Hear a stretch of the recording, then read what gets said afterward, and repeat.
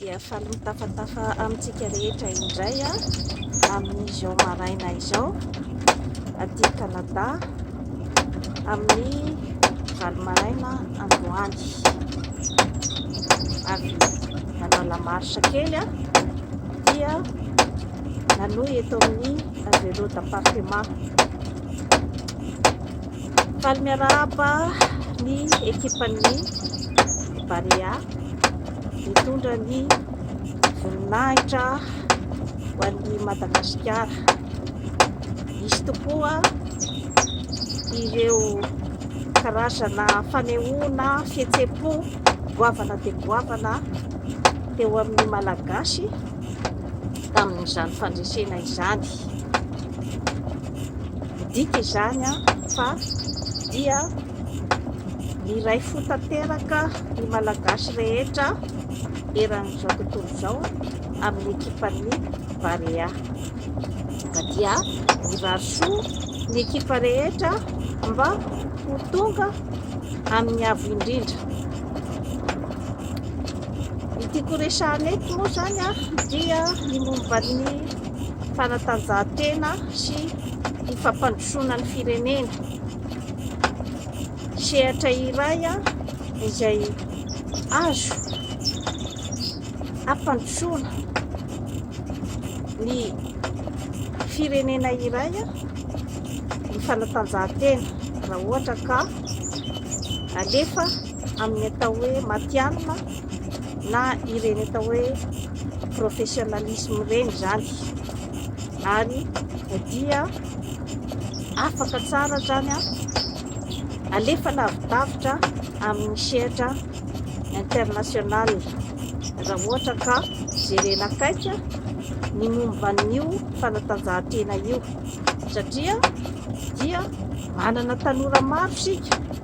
Raha atao statistika dia ny tanora no maro indrindra raha ao Madagasikara, satria raha oharina dia amin'ny firenena vaventy ohatran'ny Kanada dia ny antitra amin'izao fotoana izao no maro anisa. Ka pisy fanantenana betsaka zany ny firenena izay manana tanora maro, satria ao anatin'ny fahatanorana no misy ny atanjahana amin'ny lafiny rehetrarehetra, na ara-batana na ara-tsaina na ara-panahy. Ka mila koloina nefa izany zavatra rehetrarehetra izany mba tsy hiborioka amin'ny tsy tokony ho izy, satria efa niresahako teto ny hoe ahoana ny fomba fitaizana ny tanora mba tsy handeha amin'izany atao hoe délinquance na ny fidorohana zava-mahadomelina sy ny filibana amin'ny endriny samihafa.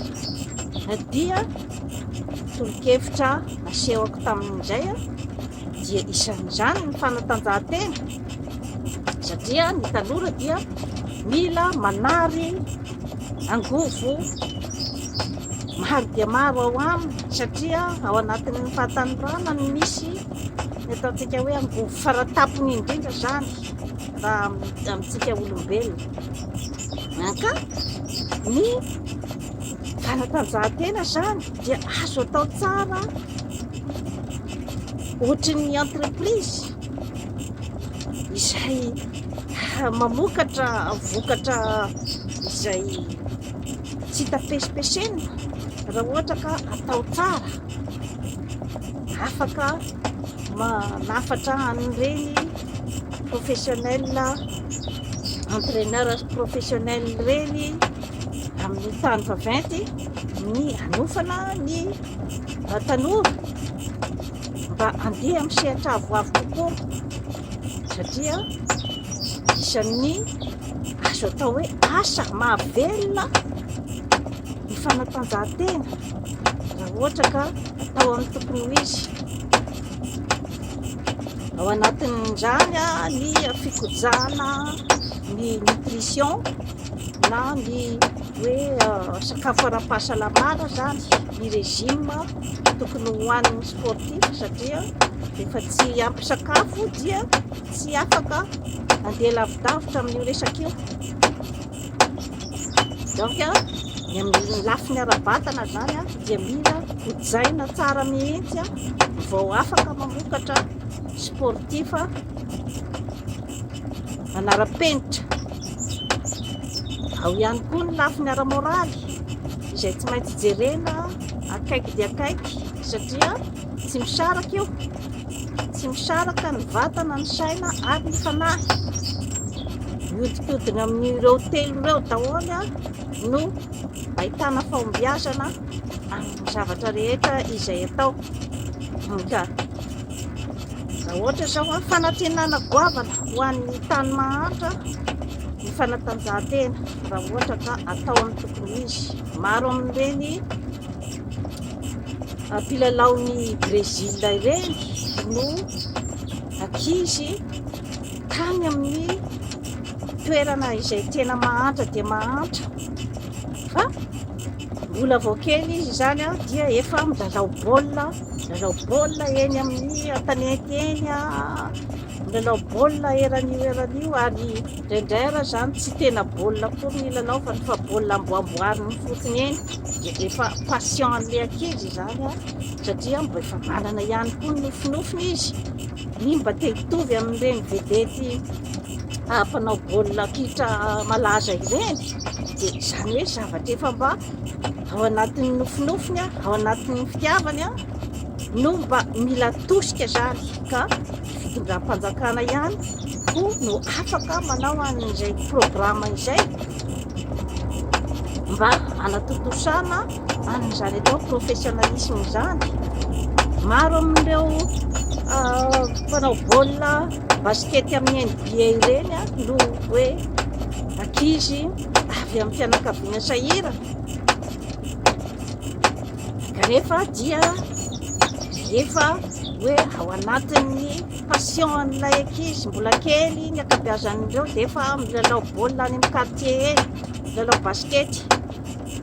Dia hitan'ireny recruteur goavana be amin'ny NBA ireny ao dia lanseny.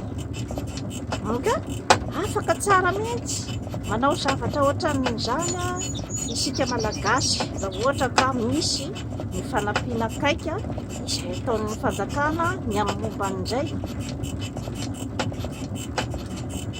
Ary mampitambatra ary mampanana ny fierté ao amin'ny tany iray ny fanatanjahantena. Izany hoe mba fananana olona hoe misandratra amin'ny lalao iraisam-pirenena izany dia fierté ny firenena iray. Nga dia efa hita manangasanga amin'iny lalaon'ny barea iny zany a ny akony izany atao hoe fanatanjahantena izany zany amin'ny firenena iray manontolo. Efa hita fa efa manao esaka ny filoham-pirenena ny amin'izay lafin'izay ny amin'ny fanandratana ny fanatanjahantena malagasy. Ka dia manantena fa itoy izany karazana enthousiasme zany amintsika malagasy, ka dia mirary ny ekipan'ny barea zany a mba ho tonga amin'ny avo indrindra, ary dia mba ianareo no isava lalana amin'izany atao hoe professionnalisme amin'ny sport izany ao Madagasikara. Dia toy izay indray a tompo-plasy tompo-vavy no azona tolotra anao an'io, manao vapoanao amin'izany forest santé tetanatafa, anatsara ny fiainanao. Bye bye.